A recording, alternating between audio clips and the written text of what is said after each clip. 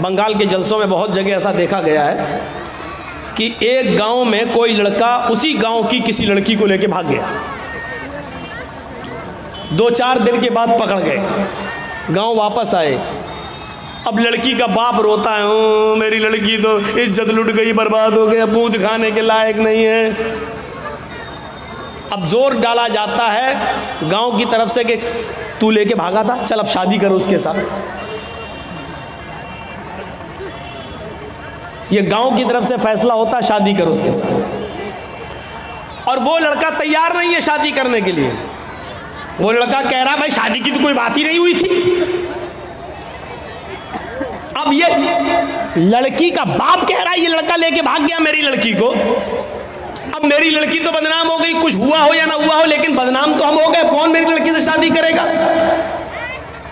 लड़के का बाप ये कह रहा भाई दोनों बातें करते थे, मोबाइल पे लगे रहते थे रात रात भर, हम क्या करें। लड़का कह रहा हम शादी क्यों करें, शादी की कोई बात ही नहीं हुई है इससे हमारी। ठीक है हम भगा के ले गए तो तुम्हारे घर थोड़ी घुस के ले गए थे, हम फोन पे बात हुई फला जगह तुम आ जाओ, हम भी फला जगह चल रहे हैं, मोटरसाइकिल लेके आ जाएंगे। हम वहां मौजूद थे, ये आ गई, हम लेके भाग गए। अब गांव में जो सरपंच होते हैं, मुखिया लोग, सुनो, अगर यहां पर भी ऐसा होता है तो सुन ले इस गांव का मुखिया और सरदार, कयामत के दिन तुम्हें भी गवाही देना पड़ेगी और अल्लाह के सामने तुम्हें भी जवाब देना पड़ेगा। अब क्या होता है, अच्छा ठीक है तू शादी नहीं करेगा, नहीं, अब उस लड़की का तो इज्जत खराब हो गई, हाँ तो क्या हुआ, चल 5 लाख रुपए जुर्माना देगा लड़का वाला लड़की को। अबे तेरे बाप का फैसला है। गांव के मुखिया, सरदार या सरपंच या पंचायत में जो लोग बैठकर ये फैसला करते हैं, ये सब रॉन्ग है, कुरान और हदीस के खिलाफ फैसला कर रहे हैं। दुनिया में 5 लाख 4 लाख रुपया दिलवा सकते हो, लेकिन क़यामत के दिन अपने आप को बचा नहीं सकते हो इस फैसले से। सवाल यह पैदा हुआ है कि लड़का भागा तो लड़की भी तो भागी, फिर जुर्माना सिर्फ लड़के पर क्यों आयद हो रहा है,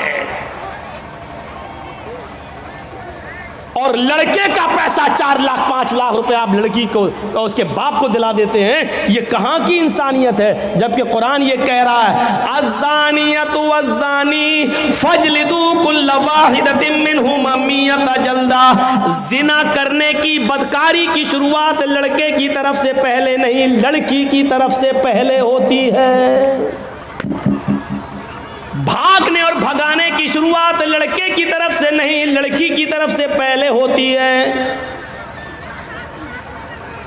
ये सुई है, ये धागा है, जर्जी साहब सुई में धागा डाल रहे हैं, लेकिन सुई को हम ऐसे हटा देते हैं, धागा जा ही नहीं सकता है। जब सुई अपनी जगह पर खड़ी है, टस से मस नहीं हो रही है, तब धागा उस सुई के अंदर चला जाएगा।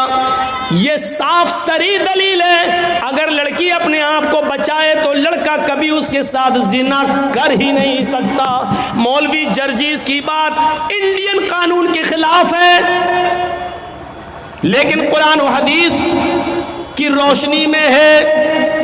जिना की शुरुआत अगर लड़की भागने के लिए तैयारी ना हो तो लड़का भगा ही नहीं सकता है, लड़की भागती नहीं। सवाल है साहब मेरा लड़का, तुम्हारा लड़का मेरी लड़की भगा के ले गया, तू तो 18 साल तक पालता रहा, फिर तू अपनी अलमारी भी नहीं बचा सका, वो पैसा भी लेके भाग गई और सोना भी लेके चली गई, जेवर भी लेके चली गई। जब तू अपनी लड़की पर इतना कंट्रोल नहीं कर सका तो जुर्माना लड़के वालों पर लगाते हैं, और ये फैसला पंचायत करती है, गांव की सरपंच करता है, मुखिया करता है, सरदार करता है, ये फैसला जो कुरान और हदीस के खिलाफ है।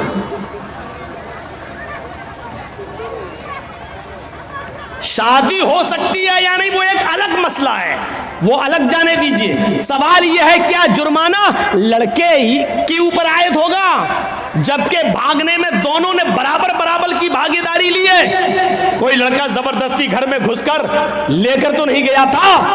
आपकी लड़की भी घर से निकली, लड़का भी निकला, दोनों निकले, एक हफ्ता गायब रहे, फिर आए, वो एक अलग मसला है। लिहाजा जुर्माना आयद होना चाहिए तो दोनों पर होना चाहिए, कोड़े पड़ना चाहिए तो दोनों पे पड़ना चाहिए, संसार होना चाहिए तो दोनों को होना चाहिए, अगर सजा मिलनी चाहिए तो दोनों को बराबर बराबर मिलनी चाहिए।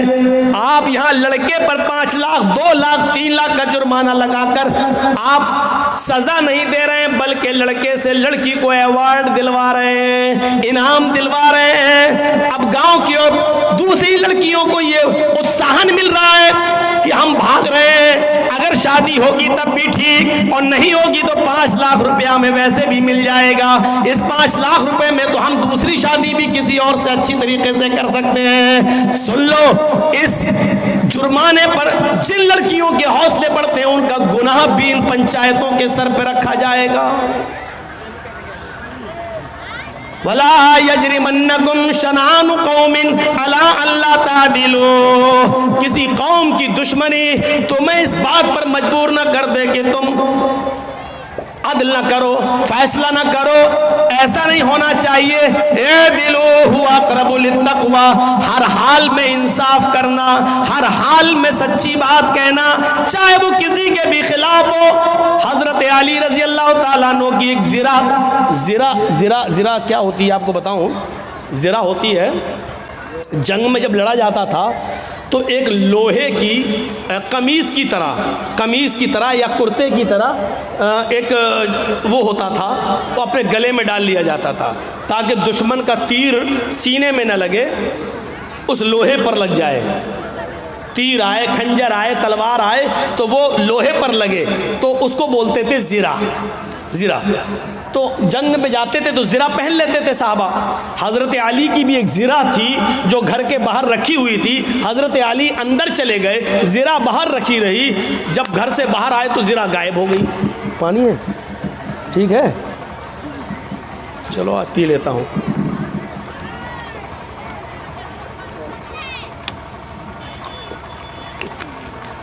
वो ज़िरा गायब हो जाती है। और सुनिए, 6 महीने के बाद वो ज़िरा एक यहूदी के पास नजर आती है। आहा, सुनते रहिए मेरे भाइयों, बड़ा जबरदस्त मसला। किसके पास? एक यहूदी के पास नजर आती है वो ज़िरा। हजरत अली ने उस यहूदी से कहा, ये ज़िरा मेरी है। और हजरत अली कौन है? अमीरुल मोमिनीन। अमीरुल मोमिनीन समझ रहे हो ना? उसको समझाने के लिए बोल दूं, चीफ मिनिस्टर, अमीरुल मोमिनीन है, पूरे इलाके के जिम्मेदार हैं। यहूदी से कहते हैं, यहूदी ये ज़िरा तो मेरी है, तेरे पास कहाँ से आई? उसने मुस्कुराते हुए कहा, अच्छा नियत ख़राब कर रहे हो मेरी ज़िरा पर, ये तो मेरे पास बहुत दिनों से है। हज़रत अली ने कहा, तुम पंगा ले रहे हो, तुम्हें अच्छी तरीके से मालूम है कि ये ज़िरा मेरी है। उस यहूदी ने कहा, आप झूठ बोल रहे हैं। लीजिए, किससे कहा जा रहा है? हज़रत अली से। आप झूठ बोल रहे हैं, ये ज़िरा आपकी नहीं मेरी है। हज़रत अली ने कहा, मैं तुम्हारे खिलाफ मुकदमा दायर करूंगा अदालत में। चाहते तो चीफ मिनिस्टर थे, अपने लोगों को भेजकर वो ज़िरा ले सकते थे, लेकिन नहीं। यूपी के बाबा की तरह थोड़ी थे कि खुद अदालत बन गई। जिन लोगों ने नुकसान किया है और सरकारी संपत्तियों को तोड़ा है, फोड़ा है, उनके ऊपर जुर्माना लगा दिया। अरे जुर्माना अदालतें लगाती हैं, मुख्यमंत्री थोड़ी लगाता है। तब सुप्रीम कोर्ट ने जूता उतार के मारा खोपड़ी पर। अब बाल तो है नहीं, कहाँ लगा होगा वो जूता, अल्लाह बेहतर जाने। ऐसा जूता लगा, अकल ठिकाने आ गई, अकल ठिकाने। आप देख रहे हैं ना, जहां इस वक्त नेता लोग जा रहे हैं कमल वाले, वह मार खा रहे हैं, भगाए जा रहे हैं। चौकीदार जहां जा रहा भीड़ नहीं हो रही है, लेकिन जैसे ही 7वां चढ़ा आज खत्म हुआ, कुत्ते कैसे भौंकने लगे। कुत्ते, हम उनको कुत्ता कह रहे हैं जो हड्डियों पे पलते हैं। कुत्ते कैसे भौंक रहे हैं, आएगा तो बाबा ही 300 पार 300 पार 300 पार। देख रहे हैं कैसा माइंड सेटअप कर दिया, किस तरीके से भौंकना शुरू कर दिया। बड़ी गंदी सियासत हो चुकी है इस वक्त।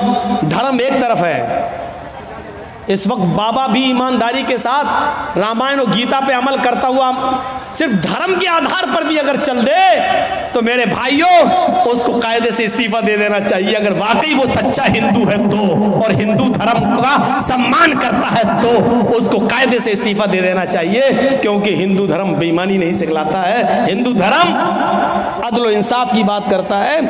ये तो धर्म की आड़ में बहरूपिये बने बैठे हैं, बहरूपिये, ये धर्म की आड़ में लुटेरे बने बैठे हैं सब लोग। इस हिस्से को कोई भी यूट्यूब चैनल वाला देगा नहीं।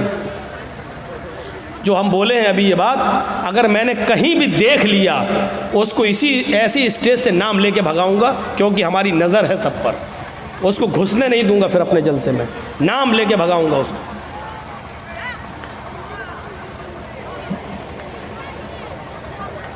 तो मैं अर्ज ये कर रहा था कि हजरत अली ने कहा मैं मुकदमा दायर करूंगा, उस यहूदी ने कहा कर दो मुकदमा, देखते हैं अदालत क्या फैसला करती है। हजरत अली ने मुकदमा दायर कर दिया, कहां? कोर्ट में, अदालत में। और जज कौन है? काजी शुरैह। और ये जज किसने बनाया? हजरत अली ने। जज किसका? अली ने बनाया। लेकिन जज बना जरूर रहे हजरत अली, लेकिन जज ने यह नहीं देखा कि मुझे जज बनाया किसने। जज का मतलब यह होता है कि मुझे अदल और इंसाफ को कायम रखना है। कुरान की आयत के पेश नजर के वला यजरिमन्नकुम शनानु कौमिन अला अल्ला तादिलु इदिलु हुवा अक़रबु लित्तक़वा। कभी किसी कौम की दुश्मनी तुम्हें गलत फैसला करने पर मजबूर न कर दे, सही फैसला करना, चाहे वो किसी के खिलाफ हो। उस यहूदी के पास नोटिस पहुंचा कि तुम्हें भी आना है। हजरत अली और यहूदी दोनों एक ही दिन पहुंचते हैं काजी शुरैह की अदालत में। काजी शुरैह की अदालत में ये ऐसा जज नहीं था जो हमारा चौकीदार बना देता है, इसलिए बाबरी मस्जिद का फैसला उनके पक्ष में चला जाता है, क्योंकि हमने आपका नमक खाया है तो नमक हलाली तो करना ही है। ये सिस्टम नहीं था वहां। हजरत अली रजी अल्लाह ताला अन्हु भी कोर्ट में मौजूद है, एक कटघरे में खड़े हैं, यहूदी भी दूसरे कटघरे में खड़ा है। पूछा अली मुकदमा आपने दायर किया, बताओ क्या प्रॉब्लम है? कहा इस यहूदी के पास एक ज़िरा है, वो ज़िरा मेरी है, और यहूदी कहता है कि वो ज़िरा मेरी है, लिहाजा इस यहूदी से वो ज़िरा मुझे दिलवाई जाए। काजी साहब ने कहा है यहूदी, हजरत अली कह रहे हैं कि वो ज़िरा मेरी है, तुम इसके बारे में क्या कहना चाहते हो? उस यहूदी ने कहा हजरत अली झूठ बोल रहे हैं, ज़िरा मेरी है, इस वक्त मेरे पास है, मैं अदालत के बाहर रख कर आया हूं। काजी ने हजरत अली से कहा अली ये शख्स कह रहा वो ज़िरा मेरी है, तुम कह रहे हो वो मेरी है। अभी ज़िरा तो इस यहूदी के पास ही रहेगी, क्योंकि उसका मालिक वो है, भी उसके पास है। लेकिन मुझे ये बताओ कि अगर वो ज़िरा तुम्हारी है तो तुम्हारे पास कोई गवाह है या नहीं? उस गवाह को बुलाओ, मैं उससे पूछूं उस ज़िरा में क्या क्या तुमने देखा है और किस बुनियाद पर कहते हो कि वो अली की ज़िरा है। हजरत अली ने कहा हाँ गवाह है। कहा कौन? कहा है। कहा उस गवाह को बुलाओ। जब गवाह को बुलाया गया तो वो गवाह हजरत अली के बेटे हजरत हसन थे। वो कटघरे में खड़े हुए और गवाही देने लगे, अरे काजी साहब ये मेरे अब्बू की ज़िरा है और मैं ज़िरा को अच्छी तरह पहचानता हूँ, मेरे बाप कभी झूठ नहीं बोले, लिहाजा ये ज़िरा मेरे अब्बू की है, मैं गवाही देता हूँ इस ज़िरा को यहूदी से लेकर मेरे बाप को दिलवाया जाए। काजी साहब का फैसला सुनिए, काजी साहब का फैसला सुनिए। काजी साहब कहते हैं अमीरुल मोमिनीन से, आए अली जी आपकी गवाही आपके बेटे ने दी, और शरीयत बाप के हक में बेटे की गवाही मोतबर नहीं मानती है। शरीयत कहती है, कुरान और हदीस कहती है, बाप की गवाही अगर बेटा दे तो उस गवाही को नहीं माना जाएगा, क्योंकि बेटा अपने बाप के खिलाफ बोलता ही नहीं है, वो अपने बाप की हिमायती में बोलता है। लिहाजा कोई दूसरा गवाह लाओ, आपके बेटे की गवाही शरीयत के मुताबिक कबूल नहीं। हजरत अली ने कहा एक दूसरा गवाह भी है मेरे पास, अपने गुलाम को बुलाया। जब गुलाम कर घरे में आता है, हजरत अली ने कहा ये मेरा गवाह है। गुलाम ने गवाही दी कि ये ज़िरा अली की है, हमारे आका की है। हजरत जज साहब ने पूछा काजी साहब ने कि तुम कौन हो? कहा मैं इनका गुलाम हूं। फरमाया कंबर नाम है मेरा, मैं इनका गुलाम हूं। कहा अली, शरीयत कहती है मालिक के हक में गुलाम की गवाही भी कबूल नहीं की जाती है, क्योंकि गुलाम अपने आका के खिलाफ, अपने मालिक के खिलाफ बोलता ही नहीं है। उसके ऊपर अपने मालिक का प्रेशर होता है, वो जानता है कि अगर अपने मालिक के फेवर में नहीं बोला तो घर मार खाएंगे, हमें मारा जाएगा, सताया जाएगा। लिहाजा मालिक के हक में गुलाम की गवाही भी कबूल नहीं। ऐ अली, मुअज़्ज़रत के साथ आपकी गुलाम की गवाही भी कबूल नहीं की जाएगी, कोई और गवाह हो तो लाओ। हजरत अली ने कटघरे में खड़े होकर कहा, आए जज साहब, काजी साहब, इन दो गवाहियों के अलावा मेरे पास और कोई गवाही नहीं है। आजकल तो 100-100 रुपए में झूठे गवाह मिल जाते हैं। मेरे पास और कोई गवाही नहीं है। काजी साहब का फैसला होता है, आए यहूदी, हजरत अली ज़िरा को साबित करने में और गवाह पेश करने में नाकाम रहे।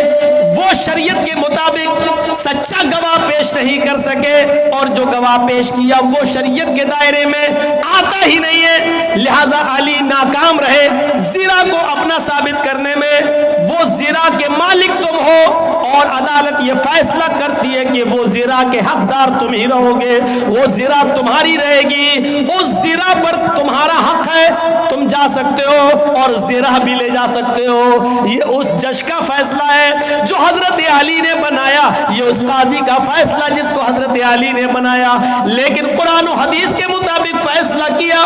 फैसला में अगरचे ज़िरा में हजरत अली ही की थी, ज़िरा हजरत अली ही की थी, लेकिन गवाह वगैरह न लाने में ऐसा हो जाता है कि फैसला यहूदी के हक में करना पड़ता है। यहूदी उस ज़िरा को उठाता है, कटघरे से बाहर निकलता है, कहता है जज साहब, आपके फैसले को सलाम करता हूं। आपने वही फैसला किया जो कुरान और हदीस में बताया गया, आपने वही फैसला किया जो मोहम्मद रसूलुल्लाह ने बताया, आपने वही फैसला किया। और मैं यही देखना चाहता था कि अमीरुल मोमिनीन अली के होते हुए मुझ पर जबर तो नहीं किया जाता, जुल्म तो नहीं किया जाता आपकी अदालत में। और अली ने यह साबित कर दिया है कि यहाँ पर जुल्म और ज्यादती का कोई शायबा भी नहीं पाया जाता है। अब मेरा फैसला सुन लीजिए जज साहब, काजी साहब, हजरत अली सच्चे हैं, ये ज़िरा हजरत अली ही की है, ये दरवाजे के बाहर रखी हुई थी, कोई नहीं था, मैं इसको उठा लाया। 6 महीने तक मैंने इसको छिपाया, और एक दिन जानबूझकर 6 महीने के बाद मैं अली के सामने आ गया, ताकि अली मेरी ज़िरा को देख ले, फिर देखे क्या रिएक्शन लेते हैं। फिर सारी प्रतिक्रिया अदालत के मुताबिक चलती है, और हमने देखा इस पूरे मामले में जुल्म और सितम नहीं होता है। लिहाजा ये ज़िरा अली की है, मैं अली को दे रहा हूं। और आज इस बात का इकरार भी करता हूं कि आपने कुरान और हदीस के मुताबिक सच्चा फैसला सुनाया। आज इस्लाम से मैं भी अपना रिश्ता जोड़ रहा हूं। अशहदु अल्ला इलाहा इल्लल्लाह व अशहदु अन्ना मुहम्मदन अब्दुहु व रसूलुहु, ये कलमा पढ़कर हजरत अली इस्लाम के सामने वो यहूदी इस्लाम ले आता है। यहां से आप अंदाजा लगाइए कि हजरत अली के खिलाफ फैसला हो रहा है, हजरत अली के खिलाफ फैसला हो रहा है, तो किसी की दुश्मनी तुम्हें इस बात पर मजबूर न कर दे कि तुम उसके साथ नाइंसाफी करो। नाइंसाफी नहीं होनी चाहिए। अमर इब्न आस के लड़के ने मुल्क के शाम के अंदर एक यहूदी बच्चे को इस बात पे थप्पड़ मार दिया था। कोई बात 3 बजे रात में नहीं होता है मौलाना, नहीं होता है 3 बजे रात में कोई गैर मुस्लिम नहीं होता, ये सब बकवास है जो भी हो, लेकिन ये चीज़ सही नहीं है। 20 तकरीर में आप किसी का टॉपिक बदलवाएं, ये अच्छी आदत नहीं है। इसीलिए आप खुद सोचो कि बिहार बंगाल तंग आ गए हैं। जो चीज़ नहीं, वो सब नहीं होता। गैर मुस्लिम है तो आगे बैठा लो उनको, लाइए, हम उनसे पूछें कि उनके समझ में आ रहा कि नहीं आ रहा, आप लाइए उनको आगे बैठा लिए, जो भी हो, कोई भी मुखिया हो, लेकिन ये चीज़ सही नहीं है। बीच में तकरीर चल रही, इस्लामी तकरीर चल रही, कुरान हदीस की तकरीर सुन रही। अब आप वेद सुनना चाहते हैं, यानी कुरान हदीस छोड़ के वेद सुनना चाहते हैं, आप लोगों से चंदा कर रहे हैं, आप कुरान हदीस के नाम पे वेद सुनना चाह रहे हैं, यानी कुरान हदीस की कोई वैल्यू नहीं रही, सारा वेद की इतनी वैल्यू बढ़ गई है। खुद फैसला करो कि हम कहाँ जा रहे हैं, कहाँ जा रहा मामला है। नौटंकी बन के रह गई है जलसों की। रात के 2:35 हो रहे हैं और अब हिंदू भाई जाग रहे होंगे। शिवरात्रि पे तो जागते नहीं है, नवरात्रि पे तो जागते नहीं है अपने, वो रात में 2:35 पे जागेंगे। और आप लोगों का हिसाब ही गलत है। जलसा हो, गैर मुस्लिमों को कुर्सियाँ लगा के आगे बिठाइए और उनको सुनवाइए, तब हमको बुलाइए, हम वेद पढ़ेंगे, आप भैंस के आगे बीन बजाओ। भैंस क्या समझेगी बेचारी? हम वेद पढ़ देंगे, अभी इतना वेद पढ़ देंगे, इतना वेद पढ़ देंगे कि आप तंग आ जाएंगे। अब सही है पढ़ रहे हैं कि गलत पढ़ रहे हैं, आप क्या जाने? ये तो एक हिंदू ही बेचारा समझ सकता है कि उसके यहाँ है कि नहीं है। ये सब चीज़ें बहरहाल गलत हैं कि आप किसी का टॉपिक 20 तकरीर में आप बदलवाएं। या तो आप पहले टॉपिक दे देते हमें, मौलाना साहब आपका टॉपिक ये रहेगा, आपको इस पे बोलना है। आप पहले हमें टॉपिक नहीं दे रहे हैं, जलसे का डेट ले रहे हैं तो हमें नहीं बता रहे हैं कि आपको क्या बोलना है, और फिर बीच में आप हमसे कहेंगे कि वेद पढ़िए। ये चीज़ सिस्टम सही नहीं है। अब यहाँ से हम वेद कहाँ से घुसेड़ रहे बताइए तो आप? अब घुसेड़ रहे हैं तो हमारा मौजू छूट रहा है, जिस पे हम बोल रहे हैं वो हमारा छूट रहा है। और ये तकरीर जब यूट्यूब के जरिए दूसरे लोग सुनेंगे तो कहेंगे ये मौलवी कितना जाहिल है, बोल रहा था इस पे और फिर आ गया इस पे, इसको कुछ आता ही नहीं है। आपको वैसे ही मालूम है कि कितने मुल्ला मौलवी हमारे पीछे पड़े हुए हैं। तो थोड़ा सा सब्र करिए आप। मुखिया जी से मेरी गुजारिश है, जिसने पर्चा दिया है उनको चाहिए कि टॉपिक पहले दिया करें, 20 तकरीर में गड़बड़ ना कराएं। चाहे हमें बुलाएं या ना बुलाएं, इसकी कोई परवाह नहीं है हमें, अल्लाह की कसम कोई परवाह नहीं है। हमें मत बुलाइए आप, मैं आपसे हाथ जोड़कर भी अपील कर रहा हूँ, मत बुलाइए हमें। हम आना भी नहीं चाहते हैं बिहार में और झारखंड में, क्योंकि मैं 20 साल से पक चुका हूं। मत बुलाइए मुझे, मैं कह दे रहा हूं बस। लेकिन 20 तकरीर में इस तरीके से रुस्वा मत करिए किसी को, आप किसी का टॉपिक चेंज कराकर, मुझे अच्छा नहीं लगा ये आज। तो सुनिए मेरे भाइयों, जो बात मैं बोल रहा था वो ये कि अमर इब्न आस के लड़के को इस बात पे, यहूदी लड़के को कोड़ा मार दिया कि तेरा घोड़ा मेरे घोड़े से आगे कैसे निकला। एक थप्पड़ मार दिया और छोटा सा बच्चा, वो 12 साल का यहूदी बच्चा, सीधे सीधे कहता है कि मैं अब जाऊंगा और मैं इस शहर के गवर्नर अमर इब्न आस से इसकी शिकायत करूंगा कि तुमने मुझे थप्पड़ मारा है। बेटा क्या कहता है? अमर इब्न आस का बेटा क्या कहता है यहूदी बच्चे से? अरे जा, जिससे भी शिकायत करना हो कर, मेरा कोई कुछ नहीं कर सकता, मैं उसी गवर्नर का बेटा हूं, मैं अमर इब्न आस का बेटा हूं, मैं अमर इब्न आस का बेटा हूं, मुझे कोई कुछ नहीं कर सकता। फिर यहूदी बच्चे की हिम्मत नहीं हुई, भाई गवर्नर का बेटा है, अब क्या होगा? जैसे यूपी में मंत्री का बेटा गाड़ी चढ़वा दिया। अब सोचिए उत्तर प्रदेश की फिजा क्या हो रही है। अंडा चोरी, किताब चोरी, बकरी चोरी, ये मुकदमे लगे हैं आजम खां के ऊपर, अभी तक 2 साल से जेल में है। और एक आदमी मंत्री का बेटा 8 किसानों के ऊपर गाड़ी चढ़ा दिया तो 4 महीने में जेल से बाहर आ गया, 4 महीने में जेल से बाहर आ गया। क्यों? मंत्री का बेटा है और गिरा राज मंत्री का बेटा है। तो अब आप सोचिए कौन क्या कर सकता है। तो वो अमर इब्न आस के बेटे ने सोच लिया कि मेरा क्या, अब क्या होगा। यहूदी बच्चे ने सोचा ये तो उस गवर्नर का बेटा है। 1 महीने के बाद जब हजरत उमर आते हैं और उन्होंने तमाम लोगों को इकट्ठा किया, पूछा तुम अमर इब्न आस से खुश हो या नहीं? मैंने जिसको गवर्नर बनाया था तुम उससे खुश हो या नहीं?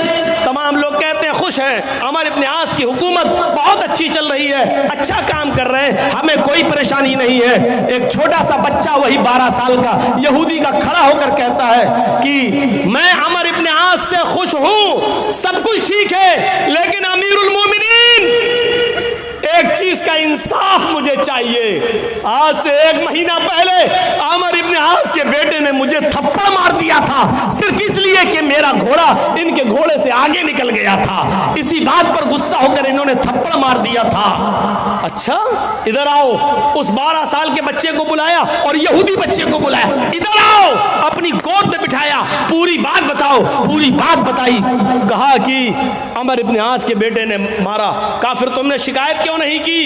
कहा इसलिए नहीं की कि आमिर इब्न आस के पास जब मैं आ रहा था तो आमिर इब्न आस का बेटा मुझसे बोला मेरा कुछ नहीं होगा, मैं आमिर इब्न आस का बेटा हूं, मैं गवर्नर का बेटा हूं, मेरा कोई कुछ नहीं कर सकता। फरमाया अच्छा चलो एक थप्पड़ मारो। एक थप्पड़ आमिर इब्न आस के बेटे के मारा गया, जोर से थप्पड़ लगाया गया, जल्लाद ने थप्पड़ लगाया। फिर आमिर इब्न आस से कहा आप भी इधर आइए। आमिर इब्न आस ने कहा मुझे क्यों? जल्लाद से कहा एक थप्पड़ इसके बाप के भी मारो, इस गवर्नर के भी मारो। पूछा ऐसा क्यों? कहा पहले थप्पड़ खाओ उसके बाद बताता हूं। एक थप्पड़ आमिर इब्न आस के भी पड़ गया। आमिर इब्न आस ने कहा आपका इंसाफ तो ठीक है, बेटे ने मारा था, बेटे को मारा गया, लेकिन मुझे किस लिए मारा गया है? आय अमीरुल मोमिनीन, क्या आप ये बताएंगे? फरमाया हाँ, तुम्हें इसलिए मारा गया है क्योंकि तुमने अपने बेटे को सही तालीम नहीं दी है, तुमने अपने बेटे को सही तरबियत नहीं दी है, तुमने अपने बेटे को सही दर्स नहीं दिया है। तुम्हारा बेटा ये कैसे बोला कि मैं इस शहर के गवर्नर का बेटा हूं, मेरा कोई कुछ नहीं कर सकता? इसका मतलब यह है कि तुमने उनको इस्लाम की तालीम नहीं दी है, उनको तुमने इस्लाम की दावत नहीं दी है, उनको बताया नहीं है कि इस्लाम में अमीरी गरीबी कुछ नहीं, छोटा बड़ा कुछ नहीं होता है, सब बराबर है। आपके बेटे को ये तरबियत कहां से मिली कि मेरा बाप गवर्नर है, मेरा कोई कुछ नहीं कर सकता है? तुमने अपने बेटे को सही तालीम नहीं दी है, इसलिए ये थप्पड़ तुम्हें मारा गया।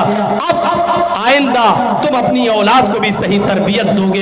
ये अदल था, ये इंसाफ था, ये फैसला था मेरे भाइयों उस जमाने का। कुरान यही कहता है कि कोई दुश्मन भी तुम्हारा हो, लेकिन फैसला करना हो तो दुश्मन के अगर हक में जा रहा तो कर दो, ये मत देखो कि ये मेरा दुश्मन है, इसको हम कैसे। वला यजरिमन्नकुम शनानु कौमिन अला अल्ला तादिलू, कोई कौम की दुश्मनी तुम्हें किसी के साथ बेइंसाफी करने पर मजबूर न कर दे।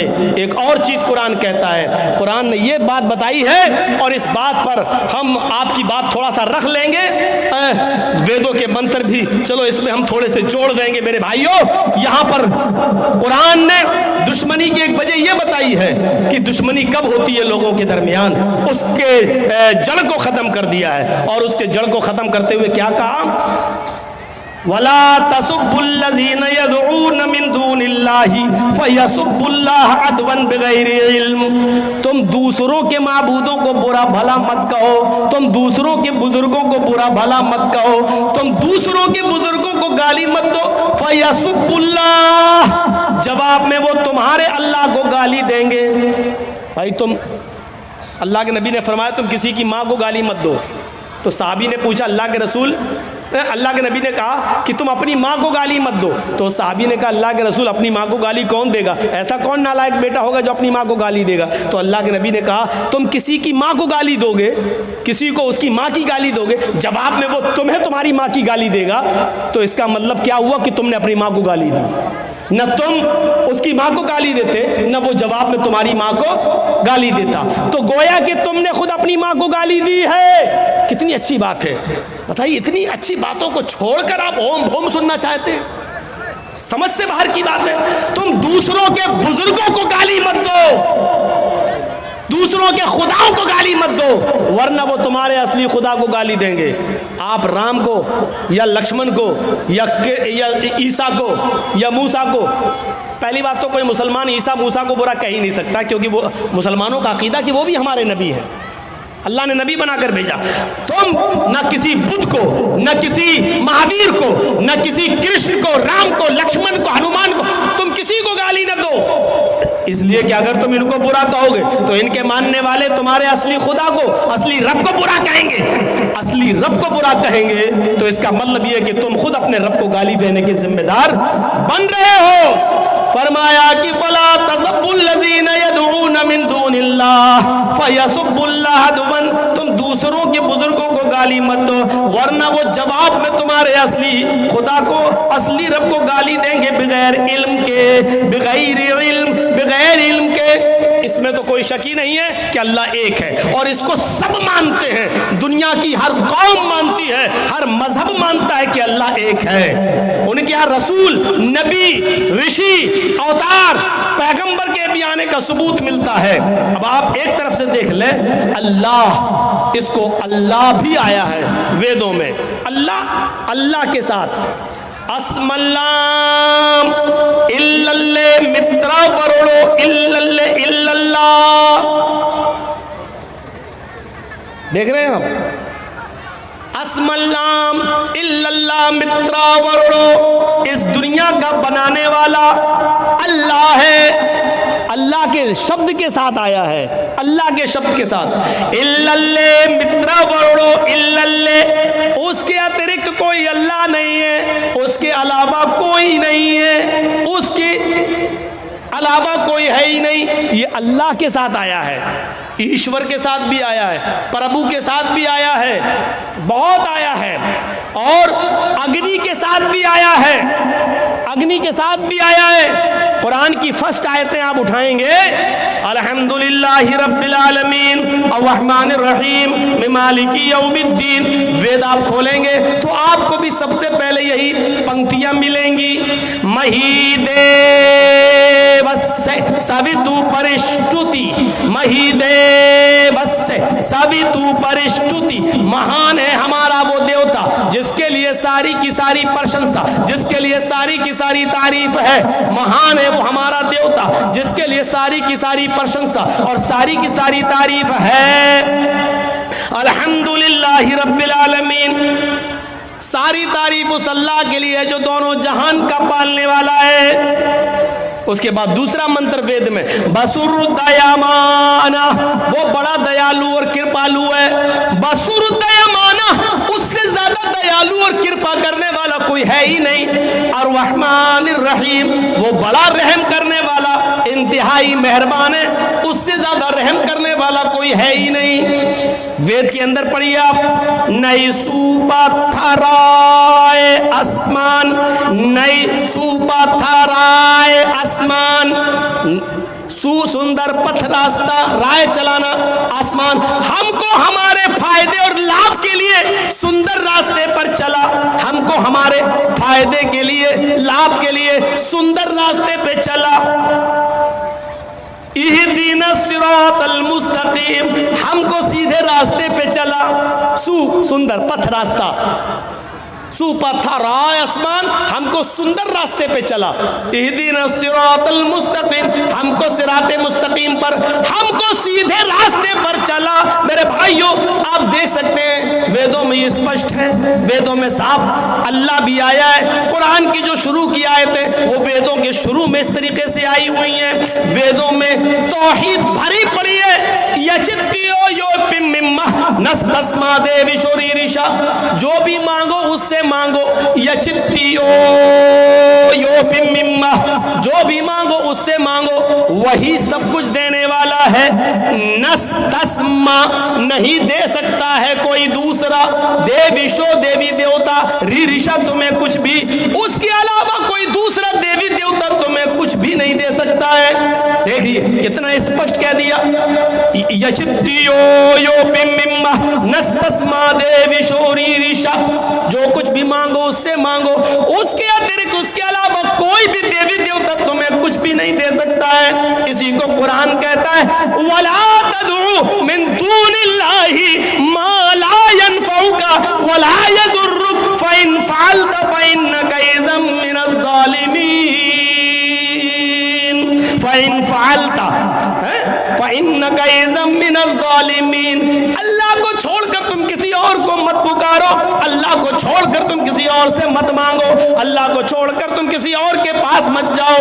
वला तदउ मिन दूनिल्लाह मा ला यनफउ वला यज़ुर्रुक, वो तुम्हें न लाभ दे सकता है, न हानि, न नुकसान पहुंचा सकता है, न फायदा, न प्रॉफिट दे सकता है, न लॉस दे सकता है। वो किसी चीज का मालिक नहीं है, सिर्फ अल्लाह है, और कोई भी तुम्हें कुछ भी नहीं दे सकता।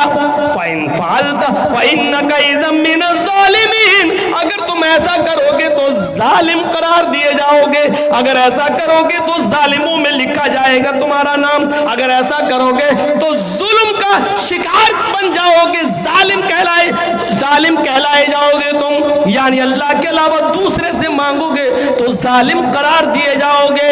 ये वेदों में लिखा हुआ है कि जो कुछ मांगना है ऊपर वाले से मांगो, जो कुछ भी मांगना अल्लाह से मांगो, उसके अलावा अगर किसी और के सामने अपना दामन फैलाओगे तो जालिम लिखे जाओगे, जालिम करार दिया गया है। इसी को कुरान दूसरी जगह कहता है, इन्नल्लज़ीना तदऊन मिन दूनिल्लाहि लन यख्लुकू ज़ुबाबन वलव इज्तमऊ लहू, अल्लाह को छोड़कर तुम जिनको पुकार रहे हो, जिनसे बेटा बेटी मांग रहे हो, जिनके आस्थानों पे जा रहे हो, वो सब मिलकर एक मक्खी भी पैदा करने की ताकत नहीं रखते। लन यख्लुकू ज़ुबाबन, वो एक मक्खी भी पैदा करने की ताकत नहीं रखते, एक मक्खी भी पैदा नहीं कर सकते, इतने कमजोर है वो, मक्खी पैदा नहीं कर सकते। अरे मक्खी अगर कुछ लेके उड़ जाए तो ये सब पकड़कर उस मक्खी से वो चीज छीन भी नहीं सकते। वहीं यस्लुबहुमुज़्ज़ुबाबु शैअन ला यस्तनक़िज़ूहु मिन्हु, उससे वो चीज छीनने की, वापस लेने की भी ताकत नहीं रखते। ये इस्लाम का नजरिया है। और उधर हिंदू धर्म ने साफ कह दिया है, कोई नहीं है जो तुम्हें कुछ दे सके, अल्लाह के अलावा कोई भी, ईश्वर के अलावा कोई भी देवी देवता नहीं है जो तुम्हें कुछ दे सके। एकम ब्रह्मादित्य नास्ति नास्ति किंचन, इस ब्रह्मांड का रचयिता और रचनाकार एक ही है, दूसरा नहीं है। एक और जगह ऋग्वेद में कहा, अहम ब्रह्मा अस्ति, अहम सूर्य अस्ति, अहम चंद्र अस्ति, अहम इंद्र अस्ति, हम ही ब्रह्मा है, ब्रह्मांड के रचयिता और रचनाकार हम ही है। हम सूर्य अस्ति, दिन बनाने वाले और रोशनी पैदा करने वाले भी हम ही है।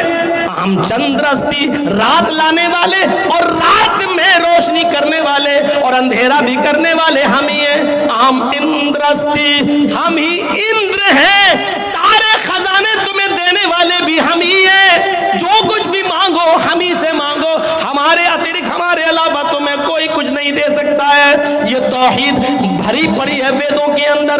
लेकिन ये भी कहा, ओम निराकारम अस्ति निराकारम अस्ति, उस ईश्वर का कोई आकार नहीं है, उसकी मूर्ति मत बनाओ, वो बगैर मूर्ति का है, उसकी कोई मूर्ति, उसकी कोई स्टैच्यू, उसका कोई मुजस्समा बना ही नहीं सकता है, वो अनस्टैच्यू है, उसका कोई स्टैच्यू नहीं बना सकता है।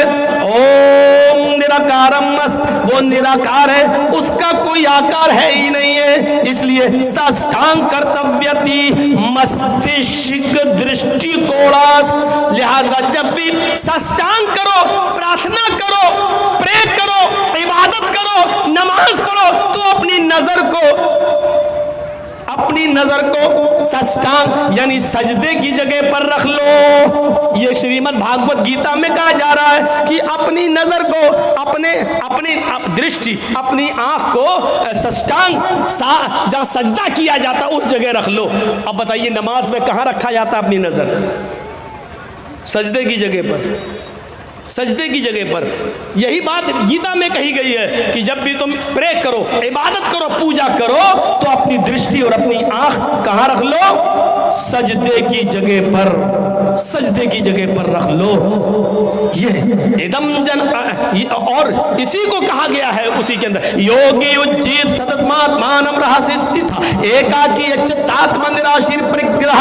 जब पूजा करने खड़े हो जाओ, नमाज पढ़ने खड़े हो जाओ, इबादत के लिए खड़े हो जाओ, तो पूरे शरीर का योग कर लो, पूरे शरीर की पूजा करो, पूरे शरीर के अंग अंग की एक्सरसाइज करो। योग युज्जीत सततमात्मानम रहस्य स्थित, और इसको हमेशा करते रहना, कभी मत छोड़ना, बराबर करते रहना, कभी मत छोड़ना।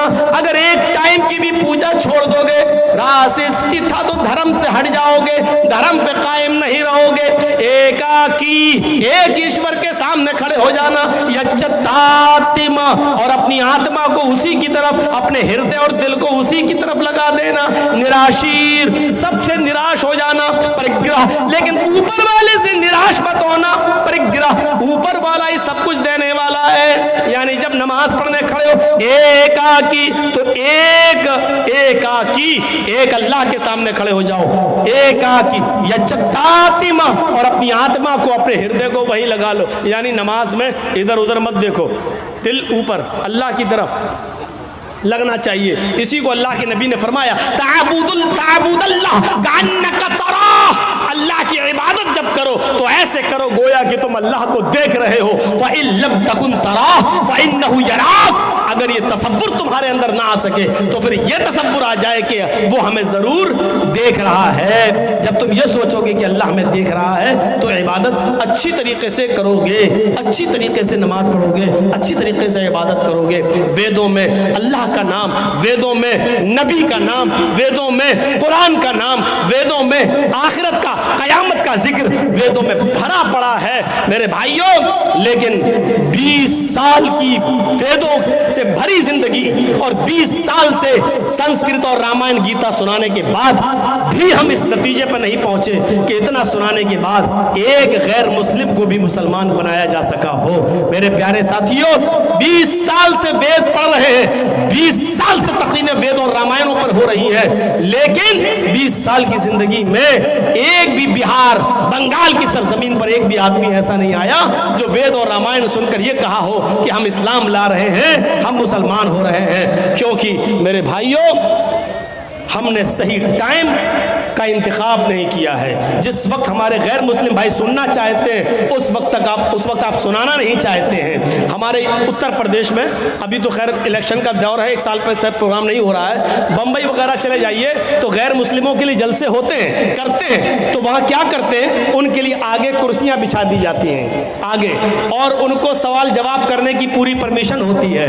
1 घंटा मैं बोलता हूँ, तकरीर करता हूँ, और 1 घंटे के बाद आधे घंटे का टाइम उन गैर मुस्लिमों को दिया जाता है। आपको अगर कोई सवाल करना हो तो आप सवाल कर सकते हैं। तो वो अच्छा लगता है, वहाँ सुनाया जा रहा है, वो आगे बैठे हैं, वहाँ मंत्र नंबर, पेश नंबर, सफ़ा नंबर, कांड नंबर, सूक्त नंबर, श्लोक नंबर सब बताने में अच्छा लगता है, और फिर उनका सवाल भी होता है और उसके जवाब भी देने में अच्छा लगता है। मेरे भाइयों, यहाँ एक रस्म बनी है बस। हमने तो कभी नहीं कहा कि मेरे नाम के आगे चतुर्वेदी लगाओ। पता नहीं इश्तिहार में क्यों लिखने लगे हैं। मैं इस बात का इकरार करता हूँ, भरे मजमे में इकरार करता हूँ, मैं चतुर्वेदी नहीं हूँ। अल्लाह की कसम, मैं चतुर्वेदी नहीं हूँ। मैं फिर कसम खाकर कहता हूँ, अल्लाह की कसम, मैं चतुर्वेदी नहीं हूँ। मैंने कई जलसों में कहा कि मेरे नाम के आगे चतुर्वेदी नहीं लगाओ। मैं नहीं हूं चतुर्वेदी। आप जुल्म करते हैं, धोखा देते हैं आवाम को चतुर्वेदी डालकर। और हम ही नहीं, हिंदुस्तान के अंदर इस वक्त मुसलमानों में कोई चतुर्वेदी है ही नहीं। कोई भी, किसी भी मौलवी को बुला लो, नाम लिख सकते हो इश्तिहार में चतुर्वेदी, लेकिन चतुर्वेदी नहीं। चतुर्वेदी कहते हैं जो किसी यूनिवर्सिटी में चारों वेदों को पढ़कर वहां की डिग्री लेकर आया हो। जैसे कोई मौलाना मदरसे में पढ़े बगैर आलिम नहीं हो सकता, उसी तरीके से कोई आदमी किसी हिंदू की शास्त्र पढ़े बगैर और हिंदुओं के इदारे में पढ़े बगैर, चारों वेद पढ़े बगैर कोई चतुर्वेदी नहीं हो सकता है। यहां तो जमीन से पत्थर खोदो तो चतुर्वेदी निकलता है, एक ढूंढो तो 100 पैदा हो जाते हैं। सबसे पहले हम अपने नाम के आगे कहते हैं कि चतुर्वेदी मैं नहीं हूं। सेल्फ स्टडी की है, मुताला किया है, थोड़ा बहुत मैं पढ़ता हूं, सुनाता हूं। मेरे भाइयों, इससे ज्यादा चतुर्वेदी की हैसियत नहीं। ना मैं मुफ्ती हूं, ना मैं चतुर्वेदी हूं। मेरे नाम के आगे ये चतुर्वेदी का लफ्ज न लगाया जाए। कई जगहों पर मैंने कहा, आज भी कह देता हूं कि चतुर्वेदी का लफ्ज मेरे नाम के आगे नहीं लगाया जाए। ये धोखा होगा आवाम को चतुर्वेदी का लफ्ज निकालकर। हम चतुर्वेदी नहीं है, एतराफ करते हैं। कोई अगर मुझे जाहिल कहता है तो कहता रहे, कोई मुझे अनपढ़ और गवार समझता है तो समझता रहे, ये उसकी अकल पर डिपेंड करता है। लेकिन मुझे इस बात का एतराफ और स्वीकार करने में कोई शर्म पैदा नहीं हो रही है। अल्लाह की कसम, मैं चतुर्वेदी नहीं हूं। तो मेरे भाइयों, आपके कहने पर मैंने इतने मंत्र पढ़ दिए हैं, वो मंत्र मेरे खुद समझ में नहीं आए रात के 3 बजे। सुना रहा हूँ, तो आपके क्या समझ में आए होंगे वल्लाह ही बेहतर जाने। इससे तो अच्छी तकरीर वो थी जो चल रही थी 1 बजे, मेरा टाइम था, 3 बज चुके हैं। मेरे प्यारे साथियों, मैंने 2 घंटे का टाइम आपका लिया है। अब मैं इस उम्मीद के साथ आपसे रुखसत हो जाऊंगा कि आप इस इंसानियत को बरकरार रखें, और इंसानियत में हिंदू मुसलमान सिख ईसाई सब आते हैं, सबकी इज्जत होनी चाहिए, सबका सम्मान होना चाहिए, और सबको बराबरी की नज़र से देखा जाना चाहिए, सबके साथ हमदर्दी होनी चाहिए, सबके साथ वफादारी होनी चाहिए। और यही इस्लाम की दावत है, यही इस्लाम की शिक्षा है, यही इस्लाम का मिजाज है। इसको समझने की ज़रूरत है। अल्लाह ताला से दुआ है कि बारे इलाह हमारी खताओं को माफ़ फरमा दे, हमारे गुनाहों को बख्श दे, हम जमीअ मुसलमानों को समझने की तौफीक अता फरमा, और हमें इंसानियत हमारे अंदर भर दे। ऐ अल्लाह, जब तक तो हमें जिंदा रखे, इस्लाम पे जिंदा रखना, और जब हमारा खात्मा हो तो ईमान पर हमारा खात्मा फरमाना। वमा अलैना इल्लल बलागुल मुबीन व आखिरु दअवाना अल्हम्दुलिल्लाहि रब्बिल आलमीन। हो सकता है मेरे बाद कोई और भी मुकर्रिर हो, आप उनको सुनिए, बैठिए, हो सकता है मेरे भाई